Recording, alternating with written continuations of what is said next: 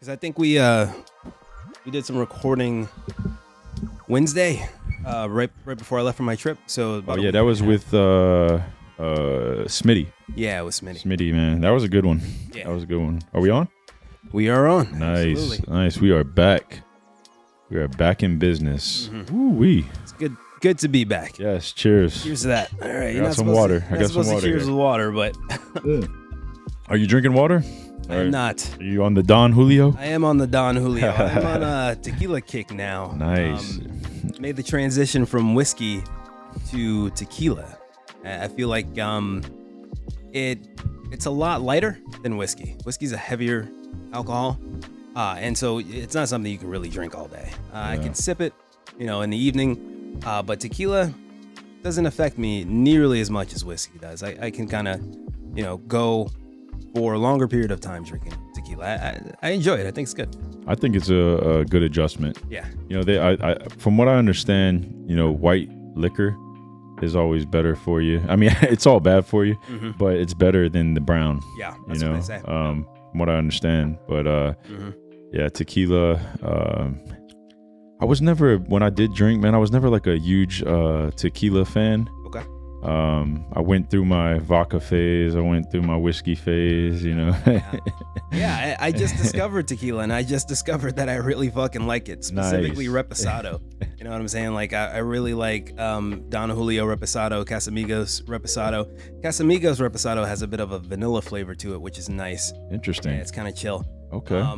But yeah, I discovered that, on the rocks, nothing in it, no mixer. It's really nice to just sip a tequila. I mean, that's as you, if you're a drinker, as you get older, like that's like a defined drinker. Like when you drink that on the rocks, but you got to be careful, because at some point, you're not like prestigious anymore. You're not regal. Like exactly. Yeah. So you got to be real delicate with how much you. Yeah, you can hit a certain limit where it's like, all right, now you're doing too much, right? Yeah. You've had too much for sure. What's the other one? A neat. If you have it neat. Well, I used to drink my whiskeys neat. Yeah. It'll sneak up on you quick if you're not careful. Absolutely. It's basically taking a shot, right? But you take a shot slower rather than slamming it. You're sipping it. You're enjoying it. The dangerous thing for me was like I was drinking the whiskey neat, which is great, man. I was like, oh man, this is awesome. But then I got into the cigars. Okay. And I was like, oh man, this is awesome, man. Cigar great and whiskey, combination. man. Yeah. But then I got stupid with it, man. And I would like sit here and I would buy these heavy duty. What was the cigar that I had got into and I got introduced to by a Cuban man at work? It was called Julius Caesar. Okay. And I think it's made right here in Tampa. I can't remember the cigar shop. I'll have to look it up. But man, it was a tasty cigar, man. Oh, yeah. And he had like some type of deal where he would get this connection with cigars, but his family owned a tobacco farm in Cuba. Nice. At one point, but Castro came in there and said, "Hey, this is mine." Snatched it, and then gave them like a little piece. Yeah. I was like, "Dang, it was like that." He's like, "Yeah, man." But anyways, he had a connect over here in Tampa.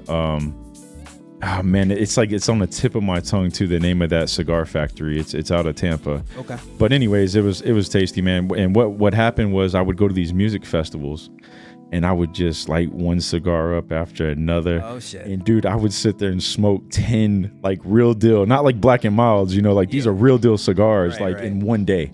God So damn. that's like I think they say one cigar is equivalent to 10 cigarettes. So if you're smoking 10 cigars, I just had 100 cigarettes in one day. But you're not supposed to inhale. Like with a cigarette, true. You inhale, right? True. You're bringing all that into your lungs. That's the whole purpose of it. With a cigar, you're not supposed to inhale. No, you're not. But either way, like you end up inhaling. Yeah. And there's a certain percentage you're gonna inhale. and especially after you get like 10 of them in you. Yeah. You're just like. Like I mean, your lungs are strong at that point, so somewhat not strong, but even at 20%. If you're only inhaling 20%, you smoke 10 cigarettes or cigars, you've inhaled 2 whole cigars, right? Absolutely, so bro. That's a lot, and I know that's probably gonna come back and get me down the road. Well, when my cigar phase, yeah, it was like a good 3-year run. Mm-hmm.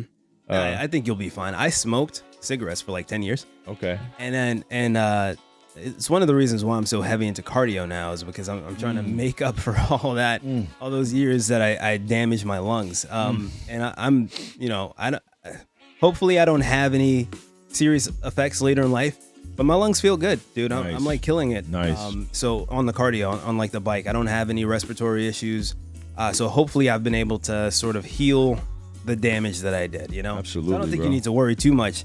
How are those cigar hangovers though? Because those can be pretty brutal. It was raunchy, dude. It was bad, man. Like, yeah, just the headaches, you know, the bad breath. Right. You know, Yeah. Drinking whiskey and smoking. And then, you know, I'm lucky, man, that, you know, I'm pretty good at taking care of my teeth, but that could have really done some damage to my teeth. And I'm sure, you know, to some degree, it was starting to affect me. Yeah. But I got out in time, I think, as far as like damaging my teeth or anything like that. I still kept pretty good, you know, pretty nice teeth. Okay. But man, it's young kids, don't do that, man. There's other ways to handle your social anxiety and your depression and all that, man. You know, like don't be like us, man. Yep. You know, Don't be like us. Better gents, man. We're trying to tell you. Don't be like us as I take another sip of tequila on the rocks. You're working on yourself, though, man. I am working. Yeah, it's, you know, and everybody, you know, and it's like, dude, that's what we've got to remember, man. This is a walk, not a sprint. You know, and it's like you're making adjustments, man. And I man, just. Man, in this little bit of time that we've like kind of gotten back together, man, it's like I've seen like so much growth in you in just a couple months, man. It's pretty dope. Appreciate it, man. Yeah, man. Like, yeah, it's like, man, it's like. I think you're a good influence, to be honest. So, you know, appreciate that, I like man. There's a saying, like, you're the sum of the 5 people you spend the most time with. Absolutely. And so, you know, hanging out with you these past few months, man, has been really great. So, yeah, man. Yo, I appreciate that, man. It means a lot to me, man, because that's really my goal, man, is just trying to empower other men and help other men know that they're not alone. Like, we're all struggling, man. Like, Right. you know, I have struggles as well, man, that I'm dealing with. And I think the more transparent we are, the less room there is for, you know, ego or the devil or whatever you want to call it, that to do work, you know? Yeah. Because once you get it out of you, you know, like when we're not having, when there's no secrets, you know, like, man, it's like, yo, it's just, you can walk so light. Absolutely. You know? Yeah. And we're in a great position, man, because we're both 2 single men. True. You know, and we're both, you know, both dads. We got a lot of dads. Yeah.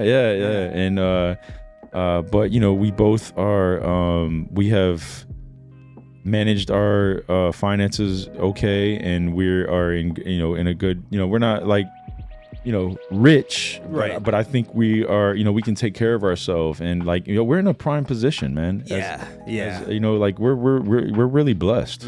Yeah, we're not in dire straits financially, which is a good thing. And I would say that neither of us has peaked. You know, we're still growing. Yes. You know, one of the things I think about sometimes is when people peak young and they don't ever advance or evolve or mature, right? They've hit their highest potential in like their 20s or like their early 30s. It's like, dude, as men, I don't think we should ever peak, you know, or if we do, it's like we've done enough, right? It's the end of our lives, you know, maybe we retire, whatever it is, and then that's our peak, right? But I think every year should be greater than the last year. I like that. For most of your life, if not all of your life. Absolutely. There are some men who went their entire lives. Hugh Hefner comes to mind, right? I'm sure he's got his share of, like, you know, issues and skeletons in the closet. But I feel like that man has constantly improved. Every year was better than the previous year. And I think as men, we should strive for that. Don't peak. Don't seek a peak. Continue to climb. Absolutely, man. Yeah. And when you feel like you've made it, man, you know, look for something else. You know, right. I don't know. There has to be another way. You know, right? Agreed. Yeah, you got to find something else to plug into. Because it can get dangerous. Yeah. You know, if you're comfortable. Oh, complacency kills everything. Absolutely, it kills man. Relationships. It kills your career path. You know, it kills your drive for self-improvement. You know, physically. If you're just complacent, you never want to. You cease seeking to improve, and that's the worst. And I've been there, man. Mm-hmm. I've been there, man. It's not a great place. And sometimes, man, like you get there and you don't know how you got there, and you don't know how to get out of it. Mm-hmm. And I think that's like, so speaking of that, like what would be your advice on that? You know, like how, like, you know, my biggest advice would be to try something new. There you go. Do something, yeah. You know. A lot of people get stuck in a rut, and they're like, you know, this is all I know, and this is what I'm used to, and so I'm just going to do it. Absolutely. Let's try something new. Just get out there, you know. Like us doing this podcast. It's new, right? We just started. Yes. But we went into it, you know, full steam ahead. We're like, we're going to do this thing. We're going to do it right, and we're going to put all of our effort into it. So if you feel yourself falling into a rut of complacency, try something new, but put a lot of effort into it, you know, put your all into it. And if it doesn't work out, it doesn't work out. It does, you know, not everything's, gonna succeed. And I think through failure, you know, people become better. And one of the things that keeps people complacent is the fear of failure. Not doing something because you're afraid it's gonna fail. Absolutely. Just do it and fail. And fail, you know, over and over again until you succeed, because you will eventually if you put enough effort into it. Don't be afraid of failure. Absolutely. Mm-hmm. Attack it. Attack it, man. Attack everything. Yeah, I actually heard Mark Cuban saying something the other day. I listened to a lot of motivational speeches, and he was talking about that, man. He's like, all it takes is one success. Right. He's like, you're gonna fail, you know, hundreds, thousands, millions of times, but he's like, all it takes is that one success. Right. You know, and I was like, man, that's actually a great line. It is. You know. Yeah. I'm trying to think of the other thing I saw the other day too. I think I sent it to you in a text about success. Okay. I'm trying to gather that thought. Sure. What was it? Hold up. Better Gentlemen's Podcast. Here it is. Success is not something you pursue. Success is something you attract by becoming an attractive person. Nice. And I'm like, man, that hit like home, because, you know, as a young man, you know, even up until like, you know, I heard this, I'm like, man, you know, we run around chasing success. Sure. And it's like, man, you know, like you don't have to chase it if you become an attractive person. Like it comes to you, mm-hmm. you know, mm-hmm. and I think that's like a great perspective. Yeah. You know, and now that I'm older and I'm starting to work on myself and learn how to, the things I need to do as a man to feel healthy and have a healthy mind and all that, like, I am starting to attract success. You know, I feel it. You know, I feel it, man. Like, it's incredible, man. And the other thing he said is like, success is not in the intellect, it's in the awareness. Nice. So a lot of times we get caught up on, you know, we need to go to college, man. You know, we need to, which I'm not trying to discredit college. I think it's a great thing. And if that's your opportunity, man, you should definitely go to college, right? Right. You know, like, but you don't have to have, when it comes to success, you don't have to go to college to be successful. There's a lot of people out there that are successful without, you know, that degree, without that piece of paper. Like it just all depends on, that's, you know, what your recipe is. Right. And you got to look around and see what opportunities you have in front of you.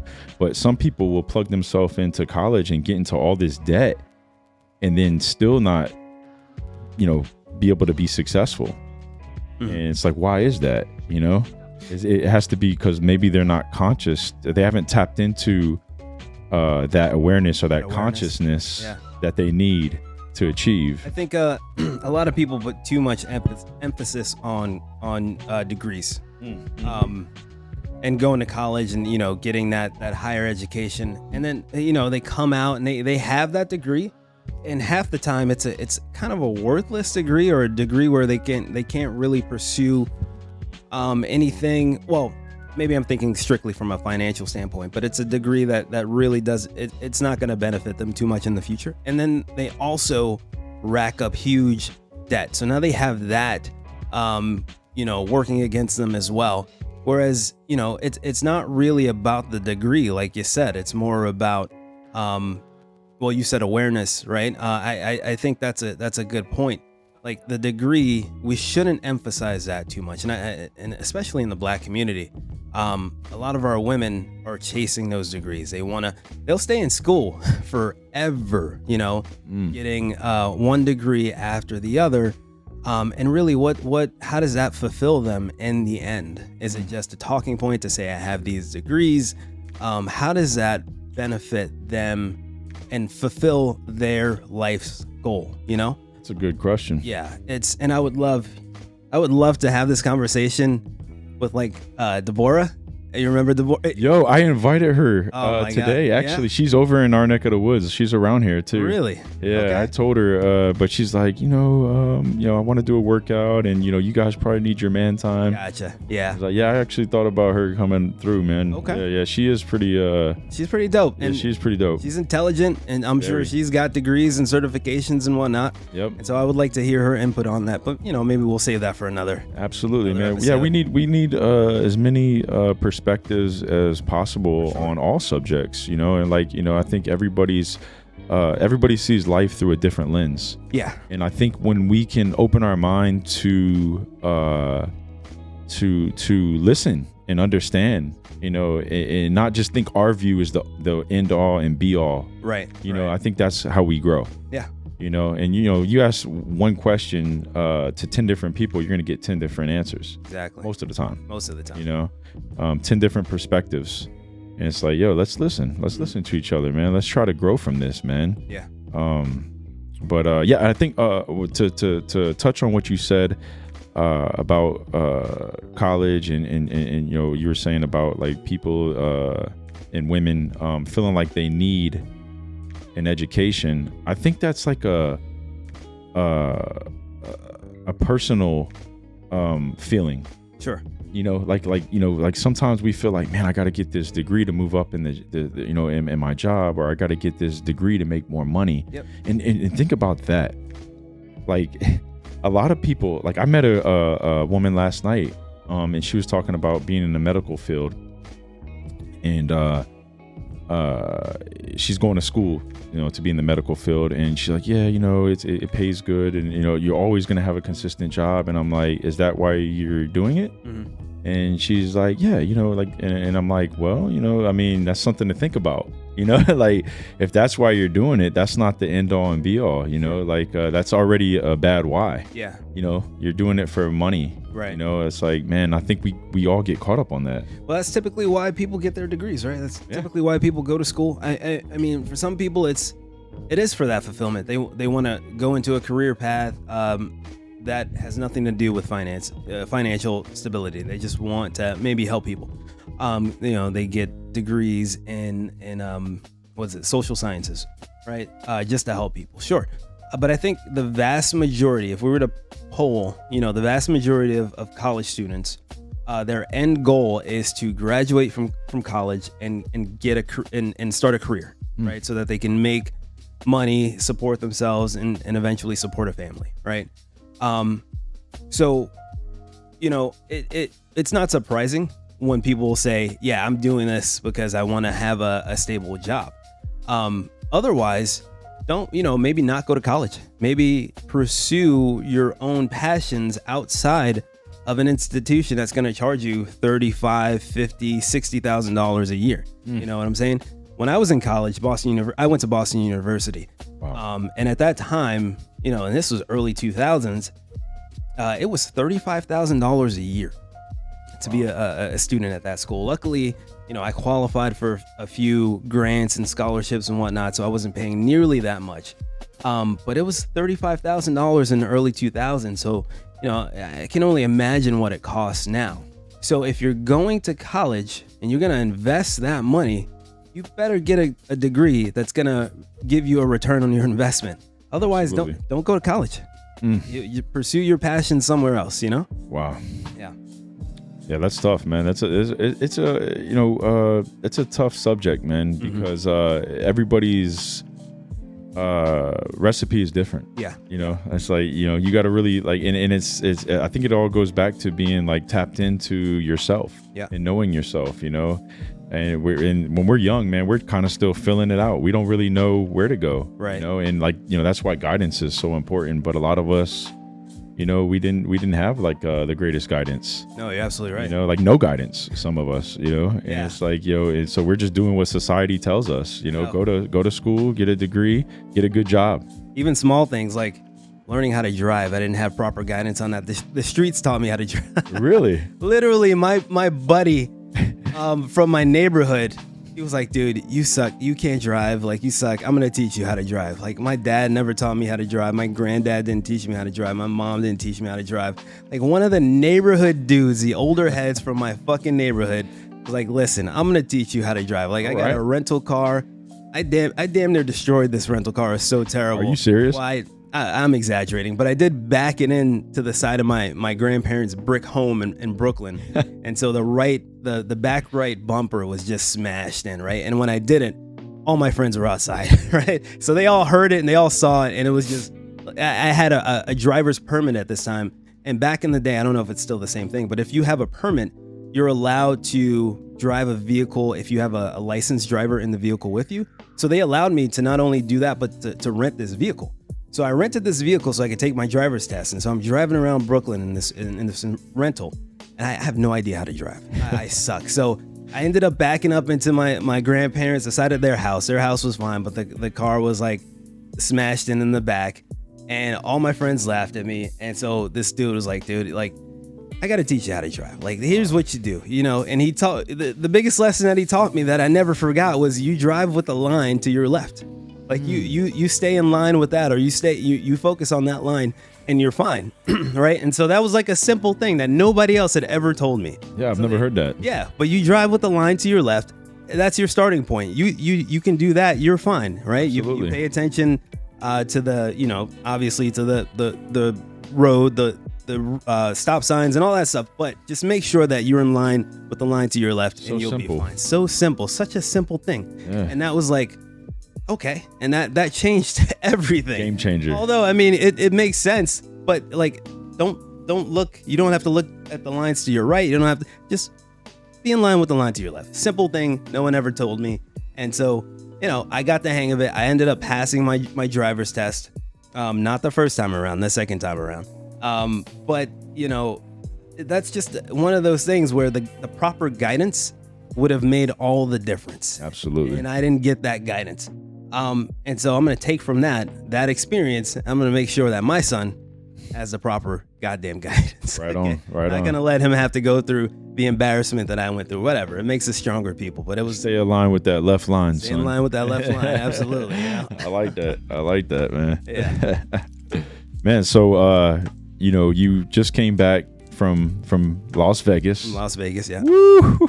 Man, that's incredible, what dude. What a fantastic trip. Man. You know what? This might sound silly, but my favorite thing about going on vacation is just waking up whenever I want. You know, not setting an alarm, going to bed, even though half the time we went to sleep at like 3:00 in the morning because it's Vegas. But not having to set an alarm, not having an agenda for the next day, no worries, just going to bed and getting out of bed whenever you want to. You know, that feels so good. So that you know. What time were you getting up every day?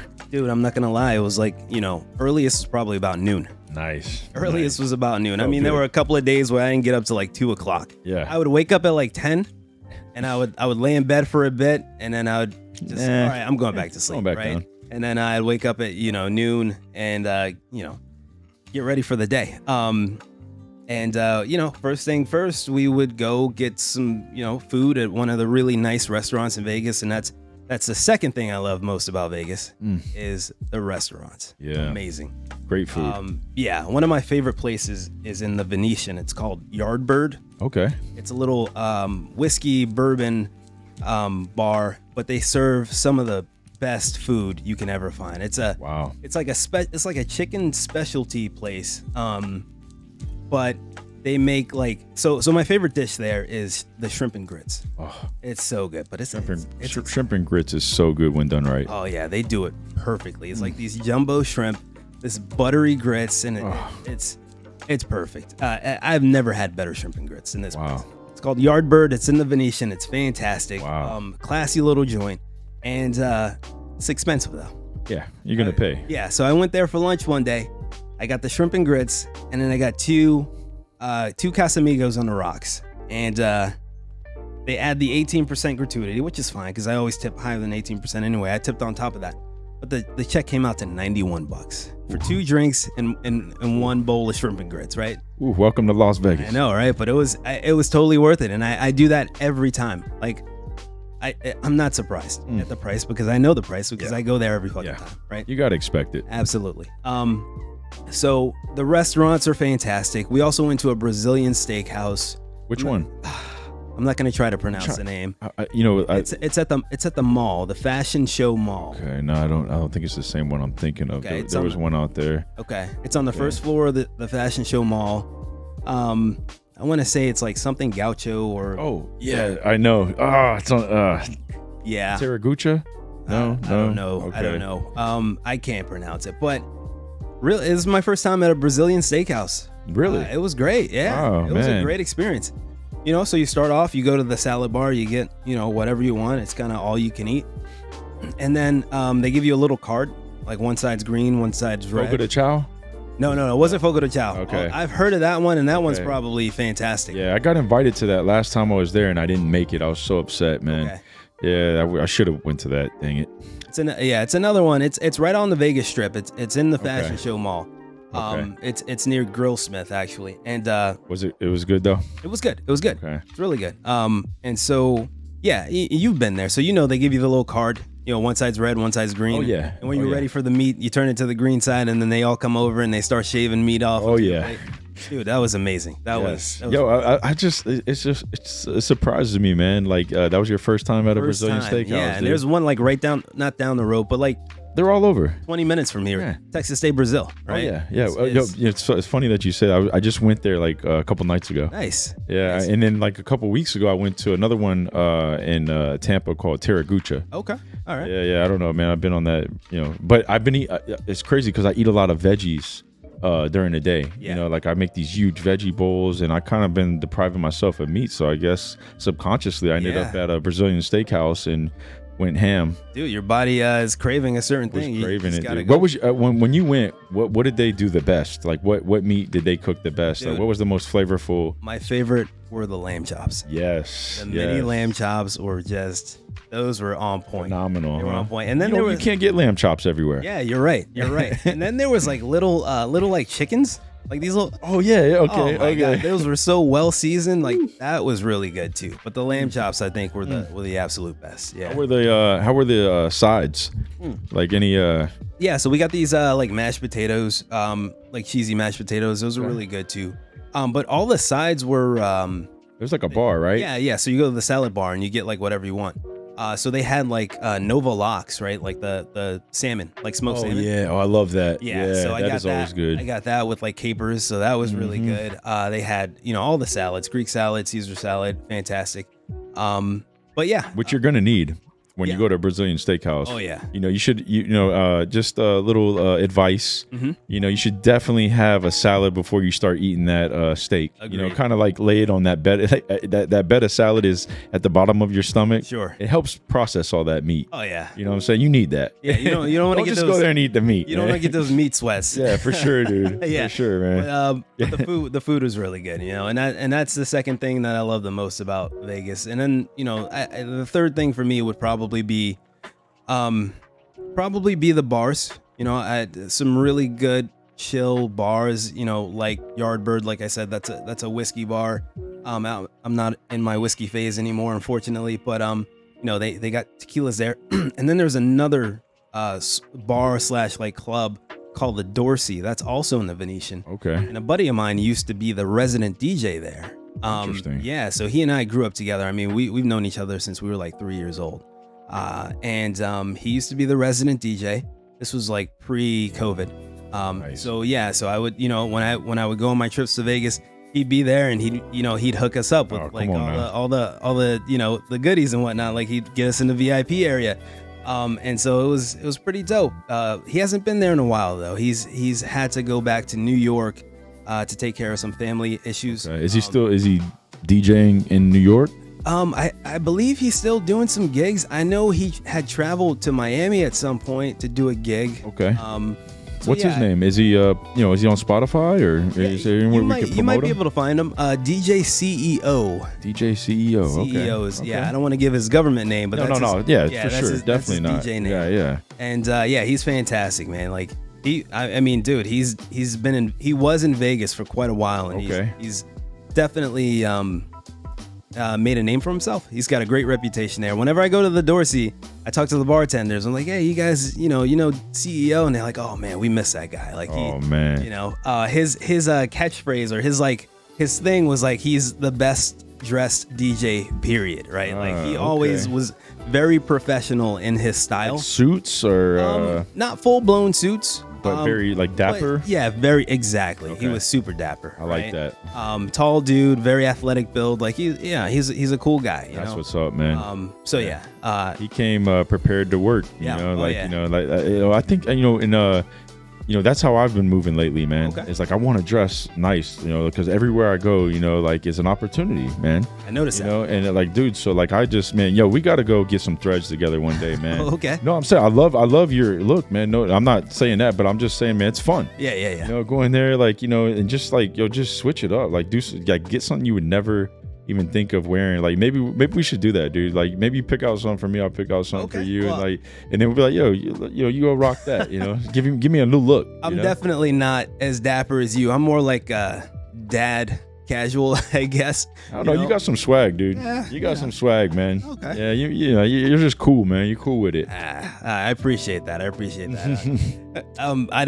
don't see myself as swagger or thinny swagger at all, but that's just me. But I do appreciate that. No doubt, man. No doubt. I would love to I'm telling you, man, one day get you involved with Ricardo's menswear. It's over at West Shore Mall. Is that the modeling? Yeah, well, he owns a suit shop, Ricardo's Menswear. His name is Rick Rollins. He's also a media figure. He's a pastor. Okay. I mean, great dude. He has a huge heart, and he throws fashion shows, and he has model shoots all the time and photo shoots. Cool. And man, I mean, I'm pretty sure he would love to have you, man. I mean, he's a great stylist as well, and he has another dude that works with him named Chris Crilly, and Chris Crilly is also a great stylist. And they'll take something like sometimes the stuff that they put on me or they hand me to put on, I'm like, man, this is terrible, but I put it on, and then they start doing their little thing, like adding like a like what is that stuff that you tuck in your your suit pocket, like a handkerchief, the right belt, the right hat, the accessories, they accessorize, the right shoes, and like before you know it, you're like, oh man, this is like pretty dope. You know what I'm saying? Like, it got me looking cool. You gotta let the professionals do what they do, man. And then like so there's been like all kind of like opportunities like popping up too from like working with them. Okay. Like I got featured in a couple magazines. I saw that, dude. Stuff, I've done a couple fashion shows. Yeah, I saw it on Instagram, man. Bro, it's like incredible, man. It's fun, so I'm like, I think you would love it, man. Like honestly, man. And I'm all about like, I'm all about building other men and helping other men like love themselves. And I'm not saying you don't love yourself. Yeah. But I mean, I just think it's like something you got to try some, like you were saying earlier, try something every now and then. Try something, try something every now and then, dude. Yeah. I just I've never been one to be in the spotlight. True. So that's my thing. Although I enjoy doing some things where the focus is on me, or I'm like the lead. I play guitar. Yes. And so I do that for. Which I want to work with you on that, bro. Like I want to do some poetry, like over you playing a guitar. Oh, that'd be dope, bro. And like I mean, dude, we could even like record something here, bro. This is a perfect space for it. Yeah, we need to try something, man. Yeah. Maybe we'll do something soon, man. Like because that's something else I've been realizing lately too, man. Is like I was doing like all these open mics and stuff like that, which is great. Yeah. Because it helps you with your stage presence, and it helps you to just get more comfortable speaking in front of people. So I think it's great, but at the same time, we're in an age where content is king. Absolutely. So it's like, I had like this epiphany this last week. I took a week off from doing open mics, and I was like, I need to just create as much content as possible. I need to go ham. And like, you know, my sister and my brother, they have a video production company called Eternally Faithful Productions. Nice. And I'm like, yo, I need to just like plug into them. So like the other day, man, we went and bought some new equipment. We upgraded the cameras. Yo, like, dude, like we went ham. And then like we went home and we just did this photo shoot, like 4 hours. We just went crazy. Like me and my sister did some photo shoot, some photos together, you know, which is great. And then I did some alone, like, and I bought like, you know, when you model, I found out this too recently from modeling, you bring like a bag and you bring, it's called a model bag, and you bring like all your pants, all your shirts, all your shoes, all your hats. So you have all these different looks. And so I was able to like change into like 4 or 5 different outfits, and like, you know, we just went ham, and like, you know, we had fun with it. You know, it was awesome, man. I even like, yo, this is going to be really cool too, man. Like you know, this is my first time doing this, but I took the shirt off, and like, dude, they got some really dope pictures, man. All right. I haven't put them out yet. All right, so he's still editing them. You flex the muscles bro, a little straight bit? up, bro. Like, and I was like, yo, like it looked really good on camera. I was like, all right, that's what's up. Okay. So like, cool. You know, hitting the gym is like paying off and stuff. So, and I'm like, you know what? That's a look, you know, I need to put in my portfolio, because whatever opportunities come up, you know, having that look, you know, available, it could get me into another scene or something, doing something, maybe a movie, maybe a show, right? You know, it's like, you know, I'm open to whatever, you know, any way that I you know, can move and follow my spirit and get my message out there. There we go with it, man. I could see you in like a Celtic movie, like a movie about like the old like Vikings and Celtic warriors. Yo, who knows? With that beard, dude. Bro, like, we don't know what we're capable of until we tap into it. Yeah. And like, the more you do it, you know, you start to open up that consciousness that we were talking about like earlier, man. Sure. And like, it's like anything you do, like the more you practice at it, you're gonna get better at it. Yeah, you know, absolutely. It's like, but you know, you got to plug into it. You got to keep tapping into it, man. You got to do it first. Tapping into your potential. Like, we all have it. It's like, you know, creativity. Like, a lot of people will talk themselves out of being creative. They're like, man, I don't, you know, I'm just not creative. I'm not an artist. I'm not. So you're already shutting that possibility down. Right. You know, like, we got to start everything we do, man. We need to start capturing our thoughts, and we need to start speaking life. And mainly, we need to start speaking life into ourselves. Mm-hmm.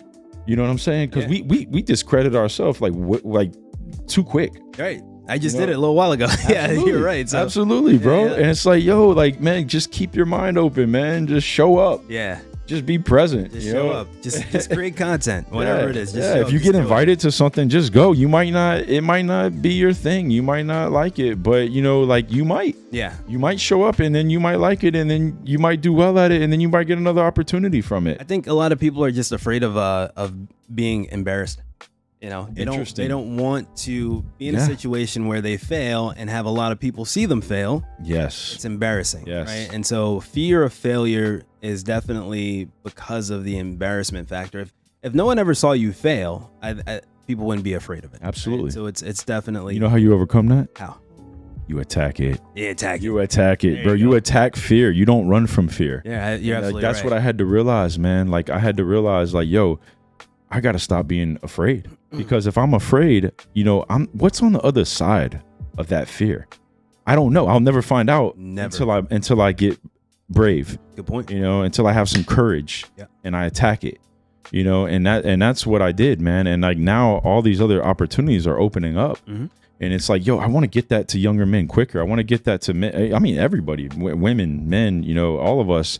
Like, yo, go attack whatever you're afraid of doing. Yeah. You're going to shake. You're going to be scared. You're going to fail. You're going to make yourself look stupid sometimes. Right. But, oh, well, man.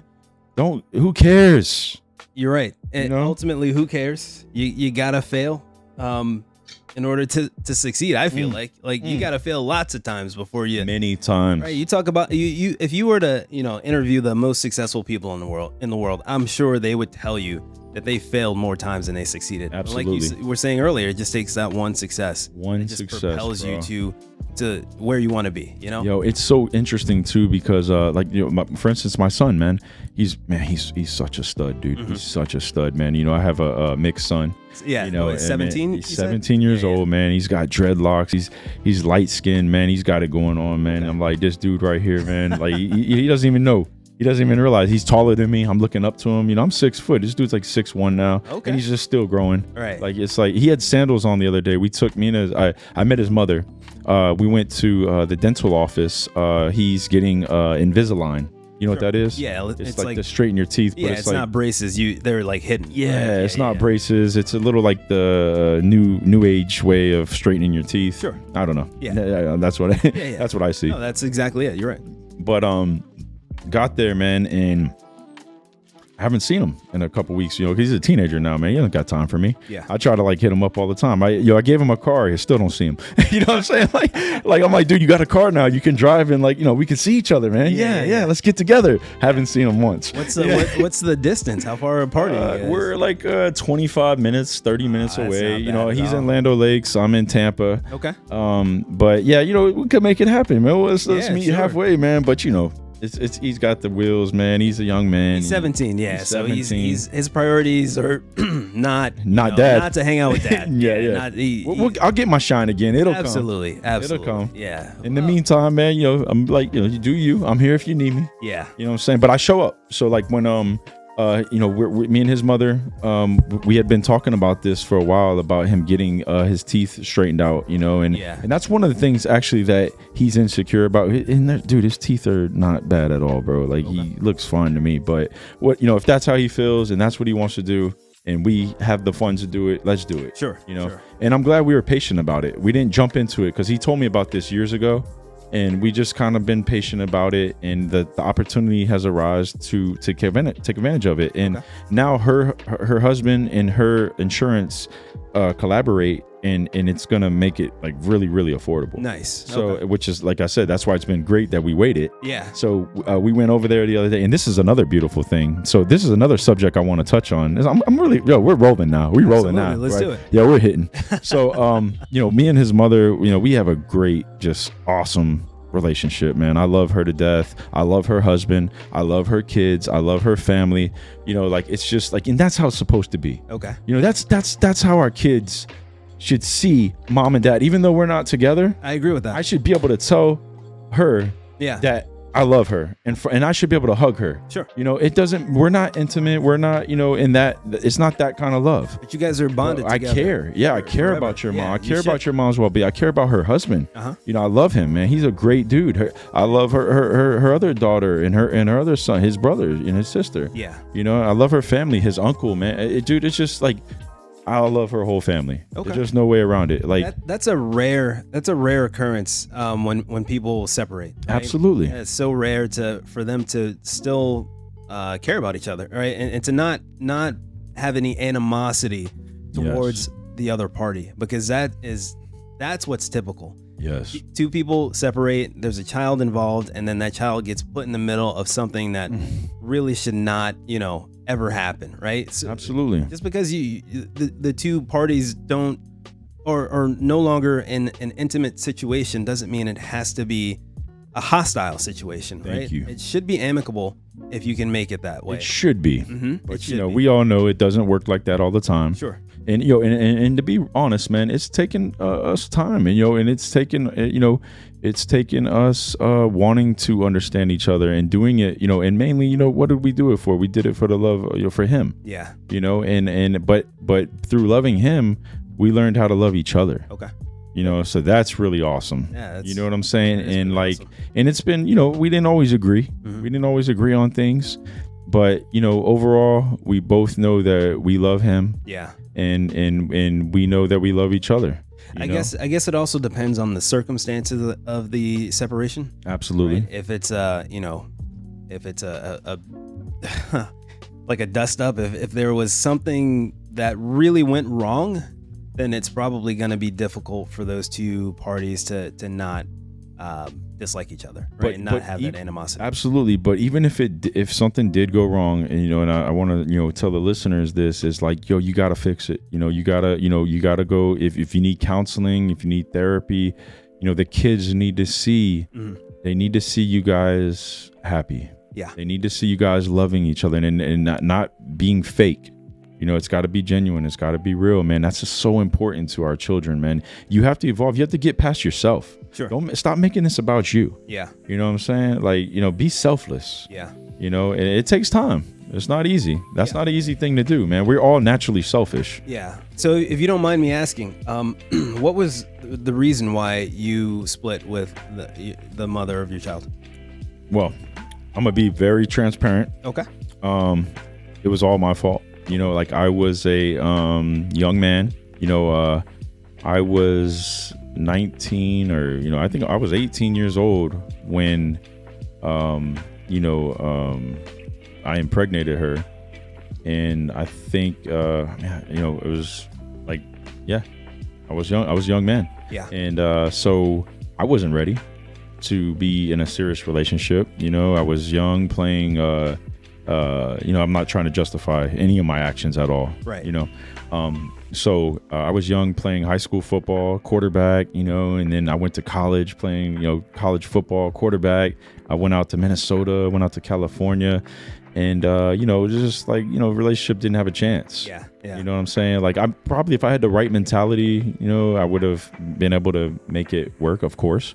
But I didn't have the right mentality. And, once again, back to a man's choice. Yeah. Look what happens. But, by trying to do the right thing, I left college because I had an opportunity to work at the Postal Service. Okay. So I was in before I left out to Minnesota, or when I came back from Minnesota State. It was a Division II school, and I wanted to go D1. I had this thing in my mind that I had to be a Division I athlete, Nice. And so I went back, and the best way to do that is you can either sit out for a year, or you can go play junior college football for a year, and then you can go up to Division I. So I was like, okay, I'm gonna go play JUCO football. So I left Minnesota State, got an opportunity to go out to California and play junior college football for a year. And then I was going to transfer to Division I. But before I left to California, my grandfather was like, take this test for the Postal Service. Okay. Before you go. I mean, I guess he saw, hey, you got a young child. You're going to need to take care of him. Right. So he gave me like a backup plan, which I don't know if that was, obviously it was a good idea. Yeah. But it kind of took me away from, pursuing my dream. Which was college football. So it's kind of like a double-edged sword. Yeah, double-edged sword. Yeah. Gotcha. But looking back, where my mentality was, it was probably the best thing for me to go back to the Postal Service. Sure. Or go and work at the Postal Service. So that's what I did. I left college, and I felt like in my heart, in my mind, I felt like I had to do that for my son at that time. Right. I was like, man, if I want to have a relationship with him, I need to go back, which probably was the greatest decision, because who knows, if I would have stayed playing college football, I probably would have met a woman out there, plugged into her, never had a relationship with my son. Yeah. I don't know. I don't know what could have happened. Right. Maybe I would have, I don't know. But either way, I came back here, worked at the Postal Service for 17 years. And, Dante, I did what I could, whenever I had a relationship with him. I was able to be there for him. Yeah. So that was awesome. And that has helped me and Cray, his mother, have a good relationship and get to the point where we are right now. Good. So yeah, definitely. Sorry, I got a little long-winded there. No, you're fine. Definitely that, having that relationship with your son is probably for the best. You know what I'm saying? Yeah, absolutely. You could have played D1 football. Who knows where that would have taken you. But, you had a greater responsibility at that point. You manned up, you owned up to it, and you took that responsibility, and good for you, man. Absolutely, man. Yeah. Absolutely. I'm glad I did it, man. Because that's one of the things you don't want to look back on, right? In life, you don't want to look back and say, man, I wasn't there for my child. Oh yeah. Because that's got to be one of the worst And it happens so often. It's crazy to think about that, you know? Absolutely. So many men detach themselves from their responsibility of raising a child. I don't agree with that at all. You know? You participated in creating that kid. Absolutely. That's your responsibility. Better gents, baby. Yeah. Here we go. Here we go. Now we rolling. Now we rolling. Look at this. See, I love tapping into your mind, man, because you have such a beautiful mind, bro. Oh, I appreciate that, man. Thank you. But yeah, I always disagree with deadbeat dads, dudes who would rather pretend like they never had a kid, you know, pretend like that kid doesn't exist and just run off and do, you know, whatever else they want to do. And sometimes it's multiple children. I think that's, you know, those kind of guys really need to reevaluate, you know, what their priorities are, where their goals are, what are they doing, right? They're perpetuating a terrible cycle of single motherhood, men raised by single mothers who unfortunately don't tend to do very well. No. The vast majority of inmates, especially Black inmates, incarcerated males, were raised by single mothers. You know, not to throw any blame on single mothers. Not at all. Not at all. A lot of them are doing the best that they can. Doing the best, yeah. Right. But it is a much better situation to have both parents in the household, or at least have both parents in the child's life, even if they're not in the same household. Obviously, the preference is to have both parents in the household. Right? Absolutely. So, you know, as men, I understand, you know, things happen, and you may not want to have a kid. And if you impregnate a woman, your options at that point are you don't have any. It's up to the woman. She has full reproductive rights at that point. Whether or not she wants to, you know, not have that child is completely up to her. But as soon as you make the decision, or as soon as you impregnate her, you have to take full responsibility. Yes. Whether her decision is to have the baby or not, you have to be responsible for that kid. And I wish every man would understand that and move in that way. Proceed as such. We're speaking it right now. Yeah. We need you to understand. Right. That, you know, this is what it has to be. Exactly. You know, there's no way around it. Yeah. Because like this is why we're getting so much brokenness. You're right. Because a lot of fatherless homes out there, you know, because you know, we're not making the best choices. You know, just what you're speaking about right now, man. Yeah. You know, I mean, a lot of the women that I've known over my life have grown up without a father present. Right. Not even just women. Some of my really, really good friends have no father. Right. You know. Yeah. And man, it's like, so if there's no father, there's no guidance. You know, I mean, mothers are going to do the best that they can. Sure. But, you know, you need that father there, man. You know, I mean, it's so important, man. Yeah. So important. Men and women provide different insights, different levels of structure. I mean, you know, modern feminism likes to push the idea that men and women are the same, but we're not. No. Right. Not at all. Right. So there are certain things that having a man in the home, you just can't replace with, you know, by a single mom. It just doesn't work, you know? Yeah. So these broken homes, these broken families are definitely a detriment to modern society. And it's becoming more common as marriage rates are declining. As divorce rates are skyrocketing, as single motherhood rates are skyrocketing, these broken homes are just producing, you know, unfortunately, terrible circumstances, terrible individuals. And we need. We're hurt, man. Like, you know, that's really what it comes down to, man. It's like, you know, men and women don't realize that they are damaged. They are in pain. So like when you're in pain, you attract more pain.